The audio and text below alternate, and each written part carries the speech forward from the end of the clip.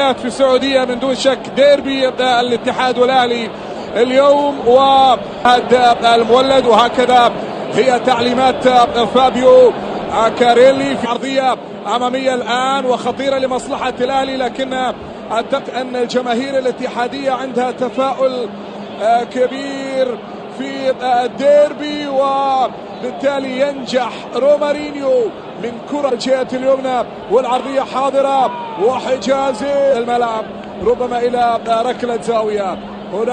هنا الوحش يحاول، والعرضية حاضرة الآن وخطيرة أمام المرمى تبعد بالنسبة للاتحادية بعد العودة. هنا كرة عرضية وحجازي اليمنى والعرضية داخل منطقة، والسومة يحاول أمام حجازي يفتك كل الكرات، تعود مرة أخرى حسون في الثابتة، تلعب عرضية داخل منطقة ورأسية والعرضية تلعب داخل المنطقة الآن وخطيرة أمام عمر.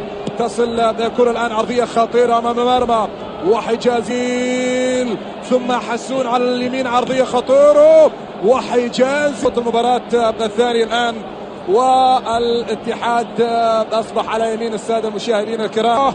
الله على المرور، أخذ اثنين، ثم تغطية موجودة مع فتوحي، تغطية موجودة على إدريس وأحمد حجازي. 10 إلى 2011 كرة تلعب عرضية الآن داخل المنطقة وتصل بالراس من جانب جيرة، بعد ذلك قبل أن يحضر للحزم ثم الأهلي.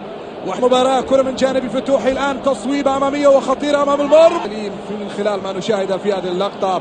هنا التدخل مباشرة قبل أن مدريتا، يا الله على مدريتا، الله على مدريتا، لكن الجدار ما شاء الله تبارك الله أحمد حجازي، والله جدار لكن لا زال متأخر بهدفين.